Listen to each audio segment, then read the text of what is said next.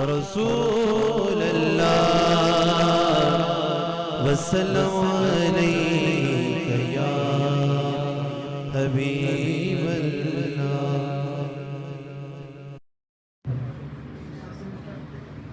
حضرات گرامی، سال کے 12 مہینوں میں سے کچھ ماہ اور ان مہینوں میں سے کچھ دن اور کچھ راتیں متبرک ہیں۔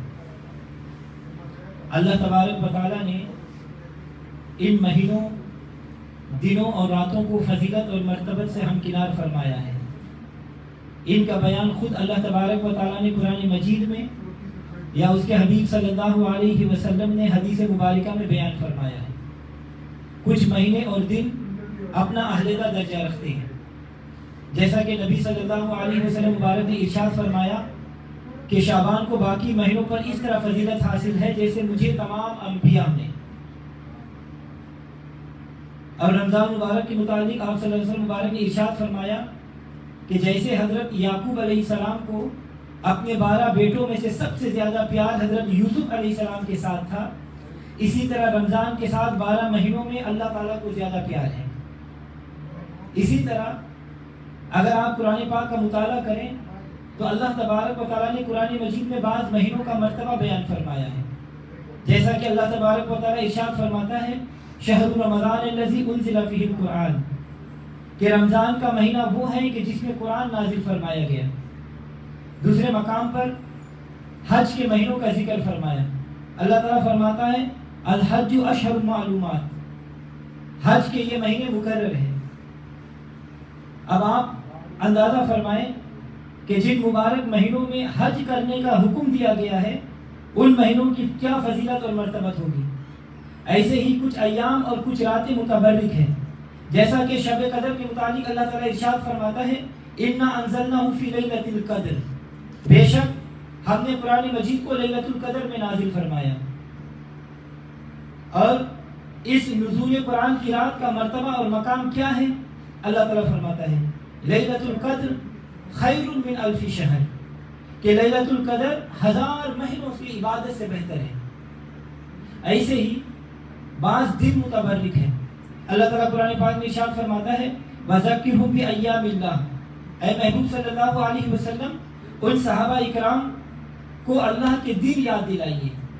اور مفسرین کرام تفاسیر میں یہ موجود ہے کہ یہ دن وہ دن ہے کہ جن میں اللہ تبارک و تعالیٰ نے اپنے بندوں پر انعامات فرمائے ہیں۔ تو اسی طرح مثالیں دینے کا مطلب یہ ہے کہ کچھ مہینہ اور کچھ دن کچھ رات اللہ کے نزدیک متبرک ہے۔ تو شعبان کی یہ خصوصیت ہے کہ اس کے متعلق نبی پاک صلی اللہ علیہ وسلم مبارک نے ارشاد فرمایا کہ یہ میرا مہینہ ہے، الشعبان شہری، اس لیے اس کو شہر حبیب الرحمن بھی کہا جاتا ہے، کیونکہ یہ بالخصوص حضور صلی اللہ علیہ وسلم سے منسوب ہے۔ آپ صلی اللہ علیہ وسلم مبارک نے ارشاد فرمایا کہ رجب اللہ کا مہینہ، رمضان میری امت کا مہینہ اور شعبان میرا مہینہ ہے۔ اور آپ صلی اللہ علیہ وسلم مبارک نے ارشاد فرمایا رجب شہر اللہ و شعبان شہری و رمضان شہر الامتی، رجب اللہ کا مہینہ، شعبان میرا اور رمضان میری امت کا مہینہ ہے۔ تو جس نے شعبان کا احترام کیا گویا اس نے میرا احترام کیا۔ تو حضرات گرامی اب اندازہ لگائیے کہ جس چیز کی نسبت نبی پاک صلی اللہ علیہ وسلم سے ہو جائے وہ چیز ساری کائنات کی اشیاء سے ممتاز ہو جاتی ہے، عظمت اور شان والی اور نرالی ہو جاتی ہے۔ جیسا کہ قرآن مجید میں اس کی مثالیں موجود ہیں کہ جو چیز حضور صلی اللہ علیہ وسلم سے منسوب ہو گئی وہ عظمت اور نرالی والی ہو گئی۔ آپ صلی اللہ علیہ وسلم سے شہر مکہ کی نسبت ہوئی تو اللہ تعالیٰ نے فرمایا لا اقسم بهذا البلد وانت حل بهذا البلد، میں قسم کھاتا ہوں شہر مکہ کی، حالانکہ آپ اس میں بس رہے ہیں۔ تو حضرات گرامی اس آیت کریمہ میں جو یہ لفظ واو ہے نا، واو یہ عاشقوں کی جان ہے، یہ واو حالیہ ہے۔ مطلب یہ ہے کہ میں شہر مکہ کی قسم نہیں اٹھاتا، مگر یہ کیسے ہو سکتا ہے کہ اے محبوب تو اس شہر میں موجود ہو اور میں قسم نہ اٹھاؤں؟ اللہ اکبر! اسی لیے سرکار اعلیٰ حضرت عظیم البرکت مجدد دین و ملت شاہ احمد رضا خان فاضل بریلوی رحمۃ اللہ علیہ فرماتے ہیں وہ خدا نے ہے مرتبہ تجھ کو دیا، نہ کسی کو ملے نہ کسی کو ملا، کہ کلام مجید نے کھائی شاہ تیرے شہر و کلام و بقا کی قسم۔ تو واو حالیہ ہے، مطلب یہ ہے کہ اگر صرف اس شہر میں تیری آمد نہ ہوتی تو میں قسم نہیں اٹھاتا، حالانکہ یہاں میری نشانیاں صفا مروہ بھی موجود ہے، آب زمزم کا کنواں بھی موجود ہے، حتیم اور رکن یمنی بھی موجود ہے، حجر اسود مقام ابراہیم موجود ہے، میدان رحمت موجود ہے، عرفات مزدلفہ مینا کے میدان بھی موجود ہے، یہ سب کچھ موجود ہے، مگر قسم کی وجہ صفا مروہ نہیں، قسم کی وجہ آب زمزم کا کنواں نہیں، قسم کی وجہ حتیم نہیں، قسم کی وجہ رکن یمنی نہیں، قسم کی وجہ حجر اسود نہیں، قسم کی وجہ مقام ابراہیم نہیں، قسم کی وجہ میزاب رحمت نہیں، قسم کی وجہ عرفات مزدلفہ مینا نہیں، بلکہ قسم کی وجہ تیرے قدموں کی نسبت ہے، تیرے قدم سر زمین مکہ پر لگے، تو اے محبوب ہم نے قسم اٹھا لی کہ کلام مجید نے کھائی شاہ تیرے شہر و کلام و بقا کی قسم۔ اور اگر صرف اور اگرچہ میرا گھر بیت اللہ کعبۃ اللہ بھی مکہ میں ہی ہے، مگر مجھے غرض تجھ سے ہے، وَأَنْتَ حِلٌّ بِهَذَا الْبَلَدِ، اگر تو نہ ہوتا تو میں کعبہ بھی نہیں بناتا، اور سب کچھ تیری وجہ سے بنایا کہ کلام مجید نے کھائی شاہ تیرے شہر و کلام و بقا کی قسم۔ تو حضرات اکرامی صرف شہر کی قسم نہیں اٹھائی، بلکہ آپ قرآن پاک کا مطالعہ کریں تو پتہ چلے گا۔ اللہ تبارک و تعالیٰ قرآن پاک میں ارشاد فرماتا ہے وَالتِّينِ وَالزَّيْتُونِ وَطُورِ سِينٍ وَهَذَا الْبَلَدِ الْأَمِينِ، کہ قسم ہے انجیر اور زیتون کی قسم، طور سینا کی قسم، اور امن والے شہر کی قسم، مجھے انجیر کی قسم، مجھے فگ کی قسم، اور زیتون تیل کی قسم، اولیو آئل کی قسم۔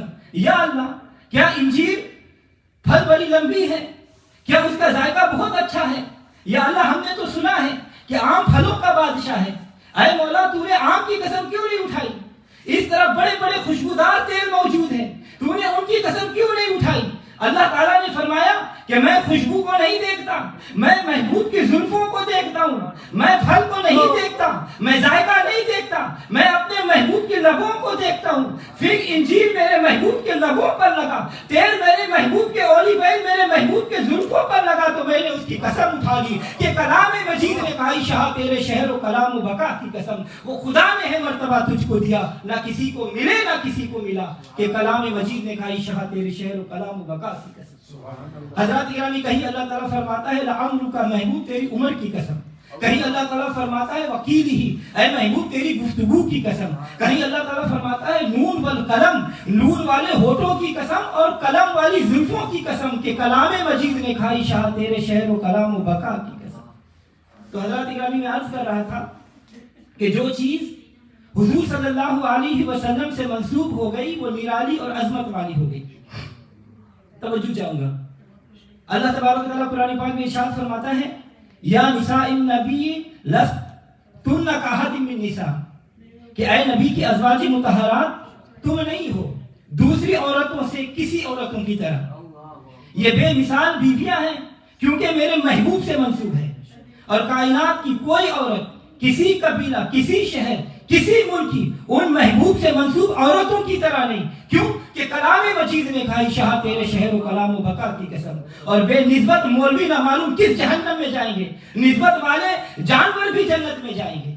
ارے وہ مچھلی جس کے پیٹ میں یونس علیہ السلام کچھ عرصہ رہے وہ جنت میں جائے گی، وہ اونٹ جس پر حضور صلی اللہ علیہ وسلم نے سواری کی وہ جنت میں جائے گا، وہ دلدل جس میں حضرت علی رضی اللہ تعالیٰ عنہ سوار ہوئے وہ جنت میں جائے گا، وہ چونٹی جو سلیمان علیہ السلام سے منسوب ہے وہ جنتی ہے، وہ ہدہد جو ملکہ بلقیس سے منسوب ہے وہ جنتی ہے، وہ مینڈا جسے حضرت ابراہیم خلیل اللہ علیہ السلام نے ذبح فرمایا وہ جنتی ہے، اور وہ کتا جو اصحاب کہف کے پیچھے پیچھے آ گیا وہ جنت میں جائے گا۔ یہ سب جانور اچھی نسبت کے باعث جنتی ہے، اسی نسبت کی وجہ سے ماہ شعبان معظم اور معظم ہے۔ فرمایا شعبان میرا مہینہ ہے، محمد سے محبت بڑی چیز ہے، محمد سے نسبت بڑی چیز ہے، خدا دے یہ دولت بڑی چیز ہے۔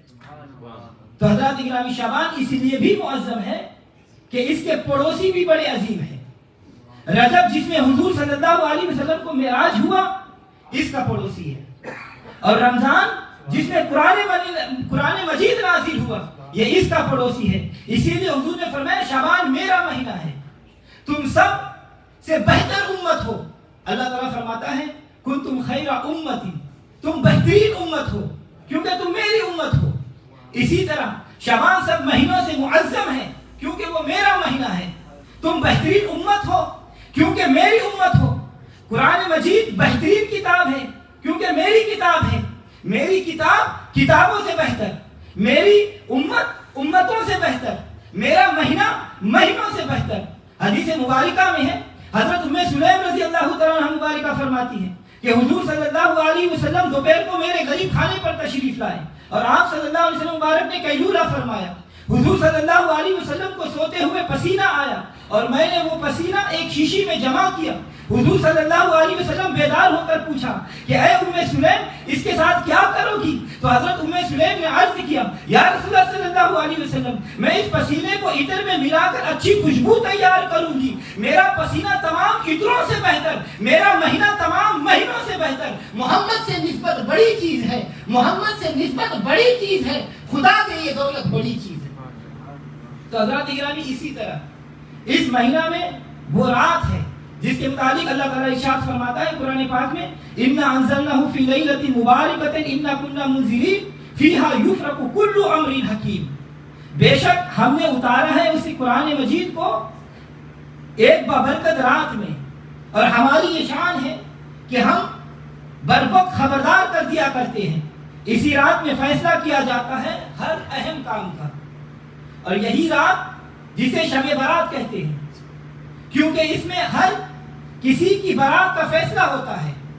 اور لیلۃ المبارکہ جس میں قرآن مجید نازل ہوا وہ شب قدر ہے کیونکہ اللہ تبارک و تعالیٰ ارشاد فرماتا ہے اِنَّا أَنزَلْنَاهُ فِي لَيْلَةِ الْقَدْرِ، بے شک ہم نے اسے نازل کیا لیلۃ القدر میں، اور ہر حکمت والے فیصلہ کی یہی رات ہے۔ حضور صلی اللہ علیہ وسلم مبارک نے ارشاد فرمایا کہ جب شعبان کی 15ویں ہو تو جاگا کرو اور اس کے دن میں روزہ رکھا کرو۔ جب سورج غروب ہوتا ہے اس وقت سے اللہ تبارک و تعالیٰ اپنی شان کے مطابق آسمان دنیا پر نزول فرماتا ہے اور اعلان فرماتا ہے کہ ہے کوئی مغفرت طلب کرنے والا تاکہ میں اس کو بخش دوں، ہے کوئی رزق طلب کرنے والا کہ میں اس کو رزق دے دوں، ہے کوئی مصیبت زدہ کہ اس کو میں نجات دے دوں۔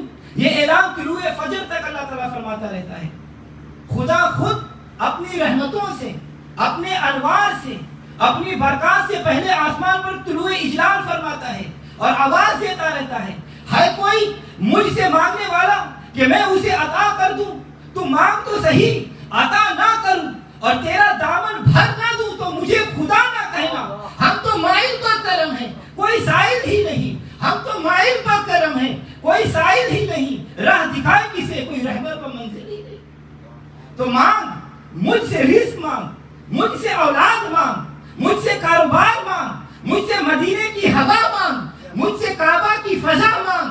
آج اپنے دامن کو نہ دے، اس کی عطا کو دے۔ اب تنگی داماں پہ نہ جا، مانگ ارے مانگ، اب تنگی داماں پہ نہ جا، مانگ ارے مانگ، ہے آج وہ مائل باتا، مانگ ارے مانگ، مانگ گناہوں کی بخشش مانگ، مانگ درد دل اور حسن نظر مانگ۔ اسی لیے علامہ سائن چشتی رحمۃ اللہ علیہ فرماتے ہیں کہ مانگ لو چشم تر مانگ لو، مانگ لو چشم تر مانگ لو، درد دل اور حسن نظر مانگ لو، کملی والے کی نگری میں گھر مانگ لو، کملی والے کی نگری میں گھر مانگ لو، مانگنے کا مزہ آج کی رات ہے۔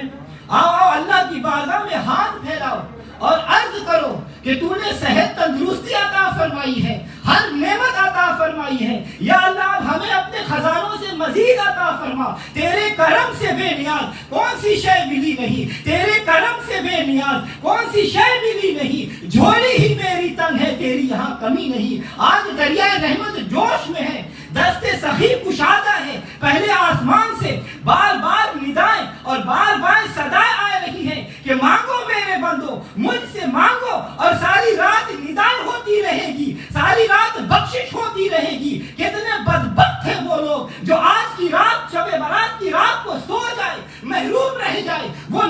میں ساری رات گزار دے، شراب پینے میں ساری رات گزار دے، اور اس کے غضب کو دعوت دے، اور وہ رحمت کی بارش فرما رہا ہے اور ہم اس کے غضب کو دعوت دے رہے ہیں، مگر وہ پھر بھی کریم ہے۔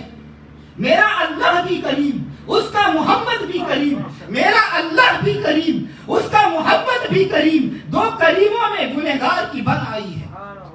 حضرات گرامی وہ کیسا کریم ہے؟ اللہ تعالیٰ فرماتا ہے وَرَحْمَتِ وَسِعَتْ كُلَّ شَيْءٍ، کہ میری رحمت ہر شے سے وسیع ہے۔ حضرات گرامی کل شے کا حدود اربع کیا ہے؟ شے کسے کہتے ہیں؟ معلوم کیجئے تاکہ پھر اس کی وسعت کو سامنے رکھ کر وسعت رحمت کا مشاہدہ کیا جا سکے۔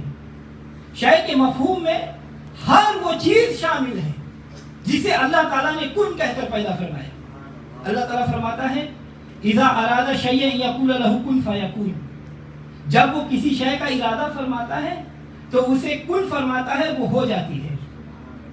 وہ ساری کائنات اور اس کی تمام چیزیں اس کے امر کن کا ظہور ہے، تو پتہ چلا کہ ساری 14 طبق کی کائنات اپنی وسعت میں اس کی رحمت سے کم ہے اور اس کی رحمت اس سے وسیع ہے۔ ساری مخلوق کے گناہ ایک طرف، اس کی رحمت کا ایک قطرہ ایک طرف۔ رحمت دا دریا الہی ہر دم وحدہ تیرا، رحمت دا دریا الہی ہر دم وحدہ تیرا، جے ایک قطرہ مینو بخشے کم اور جاندہ۔ تو حضرات اکرامی وہ ایسا کریم کی بارگاہ ہے کہ جس کے خزانے ختم نہیں ہوتے، کبھی ختم نہ ہو سکے گی۔ اس کی بخشش روز ازل سے جاری ہے اور روز ابد تک جاری رہے گا۔ کائنات ختم ہو جائے گی، اس کی رحمت پھر بھی جاری رہے گی۔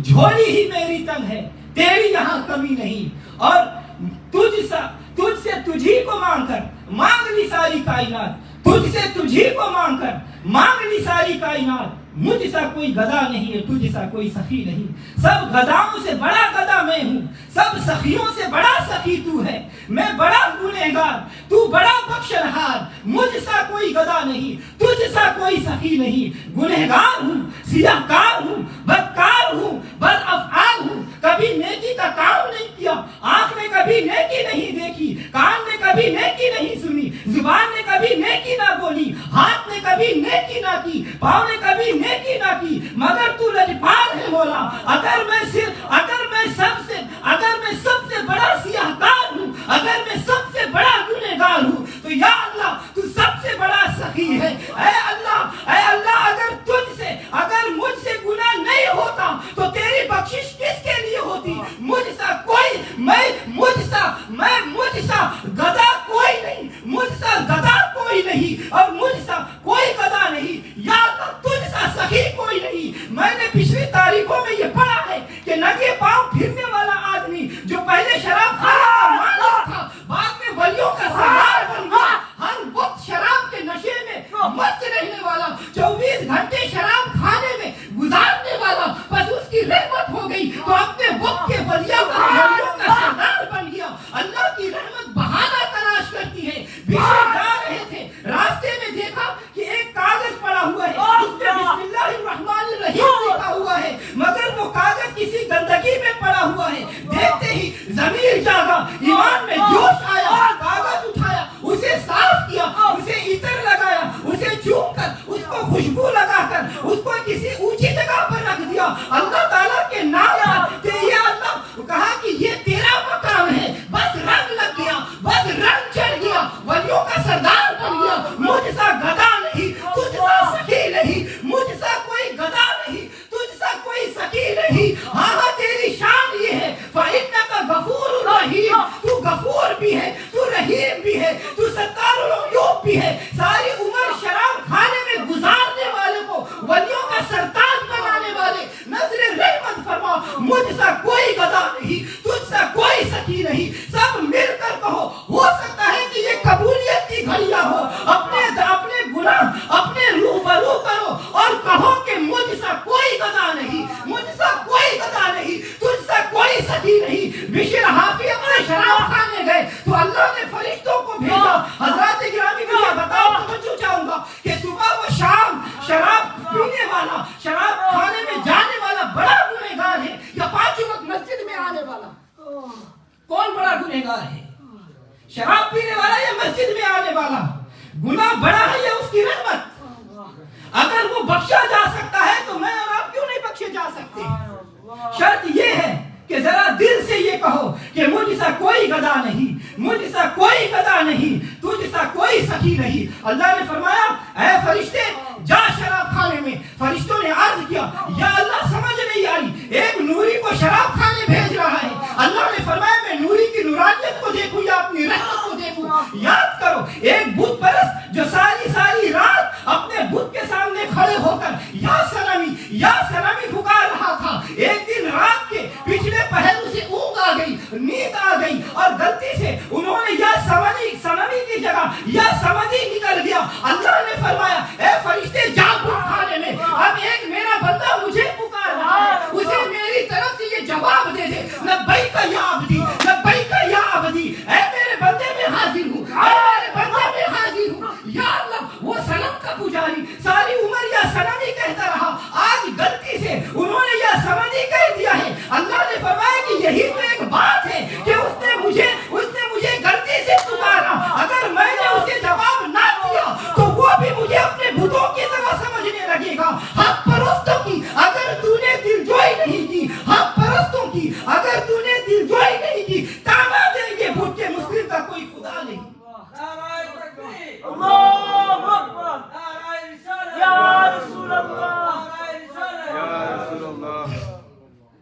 तो अल्लाह ताला ने फरमाया कि जाओ उस या सनमी कहने वाले को मेरी तरफ से कह दो कि तूने मुझे पुकारा है, ऐ मेरे बंदे में हाजिर हूँ, ऐ मेरे बंदे में हाजिर हूँ। मुझ जैसा कोई गदा नहीं, तुझ जैसा कोई सखी नहीं, मुझ जैसा कोई गदा नहीं, तुझ जैसा कोई सखी नहीं। हज़रात इकरामी, शराब खाने का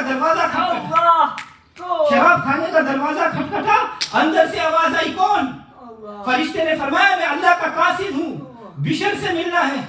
दरबार हैरान है कि बिशर कहाँ और अल्लाह का कासिद कहाँ। दरवाजा खुला, बिशर ने देखा कि पूछा, क्या पैगाम है मेरे अल्लाह का?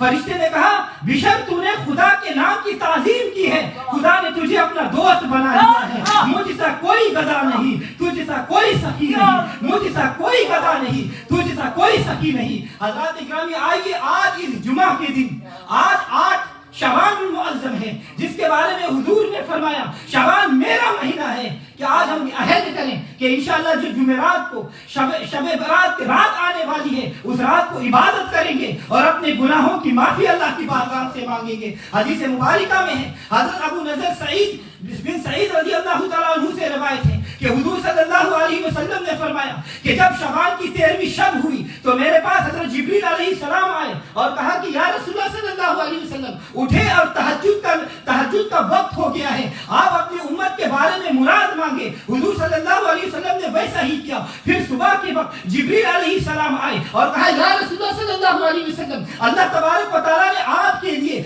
आपकी तिहाई उम्मत को बख्श दिया। बस हुजूर सल्लल्लाहु अलैहि वसल्लम रोए और कहा कि ए जिब्रील, बाकी 2/3 का क्या हाल है? जिब्रील अलैहिस्सलाम ने अर्ज किया, या रसूल अल्लाह, मुझे मालूम नहीं। फिर दूसरी रात आप सल्लल्लाहु अलैहि वसल्लम के पास जिब्रील अलैहिस्सलाम आए और कहा कि या रसूलुल्लाह सल्लल्लाहु अलैहि वसल्लम, उठे और तहज्जुद पढ़े। हुजूर ने वैसा ही किया। फिर जिब्रील अलैहिस्सलाम आपके पास सुबह के वक्त आए और कहा कि या रसूल अल्लाह, अल्लाह ताला ने आपकी 2/3 उम्मत को बख्श दिया। हुजूर सल्लल्लाहु अलैहि वसल्लम ने रो कर कहा कि बाकी तिहाई का क्या हाल है? हज़रत जिब्रील अलैहिस्सलाम ने कहा कि मुझे इसकी कोई खबर नहीं। फिर जिब्रील अलैहिस्सलाम ने शबे बरात की रात हुजूर सल्लल्लाहु अलैहि वसल्लम के पास आकर कहा कि या रसूलुल्लाह सल्लल्लाहु अलैहि वसल्लम, आपके लिए खुशखबरी है कि जो लोग अल्लाह ताला का किसी को शरीक नहीं समझते, तमाम उम्मत को अल्लाह ने बख्श दिया। या रसूल अल्लाह, अपना सर आसमान की तरफ करो और देखो। हुजूर सल्लल्लाहु अलैहि वसल्लम ने नजर उठाकर देखा तो आसमान के दरवाजे खुले हैं और फरिश्ते पहले आसमान से अर्श तक हुजूर सल्लल्लाहु अलैहि वसल्लम की उम्मत के लिए सजदे में गिरकर इस्तिगफार कर रहे हैं। और आसमान के हर दरवाजे पर एक फरिश्ता है। पहले दरवाजे पर एक फरिश्ता पुकार कर कहता है कि बशारत है, खुशखबरी है उस शख्स के लिए जो इस रात को तौबा करता है। और दूसरे दरवाजे पर एक फरिश्ता पुकार कर कहता है कि खुशखबरी है उस शख्स के लिए जो उस रात को सजदा करता है। और तीसरे दरवाजे पर एक फरिश्ता पुकार कर कहता है कि खुशखबरी है उस शख्स के लिए जो इस रात को जिक्र करता है। और سوتے دروازے پر ایک فرشتہ پکار کر یہ کہتا ہے کہ خوشخبری ہے اس کے لیے جس نے اس رات کو اپنے پروردگار سے دعا مانگی. اور 5ویں دروازے پر ایک فرشتہ پکار کر کہتا ہے کہ خوشخبری ہے اس شخص کے لیے جو اس رات کو اللہ تعالیٰ کے خوف سے رویا. اور 6 دروازے پر ایک فرشتہ پکار کر کہتا ہے کہ خوشخبری ہے اس شخص کے لیے جس نے اس رات کو نیک عمل کیا. اور 7ویں دروازے پر ایک فرشتہ پکار کر کہتا ہے کہ خوشخبری ہے اس شخص کے لیے جو اس رات میں قرآن مجید پڑھتا ہے. اور پھر وہی فرشتہ پکار کر کہتا ہے کہ کوئی سائل ہے کہ اس کا سوال پورا کر دیا جائے, کوئی دعا کرنے والا ہے کہ اس کی دعا قبول کی جائے, کوئی توبہ کرنے والا ہے کہ اس کی توبہ قبول کی جائے, کوئی استغفار کرنے والا ہے کہ اس کی معافی کی جائے. حضور صلی اللہ علیہ وسلم مبارک نے فرمایا کہ میری امت پر غروب آفتاب سے لے کر طلوع فجر تک اللہ تعالیٰ کی رحمت کے دروازے کھلے ہوتے ہیں. بس اللہ تبارک و تعالیٰ دوزخ سے آزادی فرما دیتا ہے اور اس رات کو اللہ تعالیٰ سب کو بخش دیتا ہے. تو حضرات گرامی, تو یہ انشاءاللہ آنے والی جمعرات یہ شب برات کی رات ہے. تو یہ شب برات کی رات پروگرام ہر مسلمان کو ہونا چاہیے. اور اس رات میں عبادت کرنا, اس رات میں جاگنا یہ کوئی بدعت شرک نہیں ہے, بلکہ یہ سنت رسول صلی اللہ علیہ وسلم ہے. انشاءاللہ ہمارے اس مسجد میں جمعرات کو عصر کے بعد سے لے کر مغرب تک انشاءاللہ ذکر کا پروگرام ہوگا. پھر مغرب کے بعد انشاءاللہ شب برات کے فضائل انشاءاللہ بیان ہوں گے. اور پھر اس کے بعد ساری رات اس مسجد میں عبادت ہوگی. اللہ تبارک و تعالیٰ کی بارگاہ میں دعا کریں کہ اللہ تبارک و تعالیٰ ہم سب کو اپنے محبوب صلی اللہ علیہ وسلم کے صدقے سے اس مقدس رات میں جاگنے کی اللہ تعالیٰ توفیق عطا فرمائے, عبادت کرنے کی اللہ تعالیٰ توفیق عطا فرمائے. اللہم اجعل فی قلبی نورا وفی بصری نورا وفی سمعی نورا وعن یمینی نورا وعن شمالی نورا ومن خلفی نورا ومن امامی نورا واجعلنی نورا وفی عصبی نورا وفی لحبی نورا وفی دمی نورا وفی شعری نورا وفي بشري نورا وفي لساني نورا واجعل في نفسي نورا واعزم لي نورا. اللهم آتني نورا, اللهم آتني نورا برحمتك يا ارحم